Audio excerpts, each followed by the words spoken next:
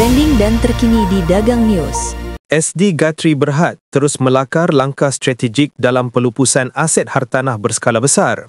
Syarikat itu memeterai perjanjian pelupusan tanah seluas 941.82 ekar di Kulai, Johor kepada Eco Business Park 89 Berhad atau EBP 8 dengan nilai keseluruhan RM814.78 juta. EBP 8 kini dimiliki penuh oleh Eco World Development Group Berhad, namun akan berubah struktur pegangan kepada Eco World 65%, SD Guthrie 25% dan permodalan Darul Takzim 10%. Tanah tersebut akan dibangunkan sebagai Taman Perindustrian Bersepadu Eco Business Park 8 dengan nilai pembangunan kasar awal RM3.75 bilion.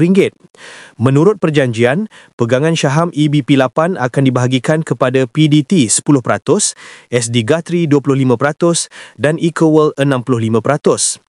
Pembangunan dijangka mengambil masa kira-kira 10 tahun dengan nilai pembangunan kasar GDV awal RM3.75 bilion. SD Guthrie dijangka merekodkan keuntungan pelupusan sekitar 526 juta bagi tahun kewangan berakhir 31 Disember 2026. Transaksi dijangka selesai pada separuh kedua 2026 tertakluk kepada kelurusan pihak berkuasa.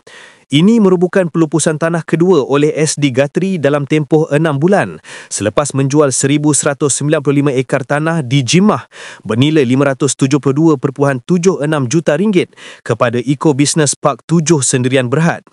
Perjanjian jual beli EBP 7 diselesaikan pada 25 September 2025.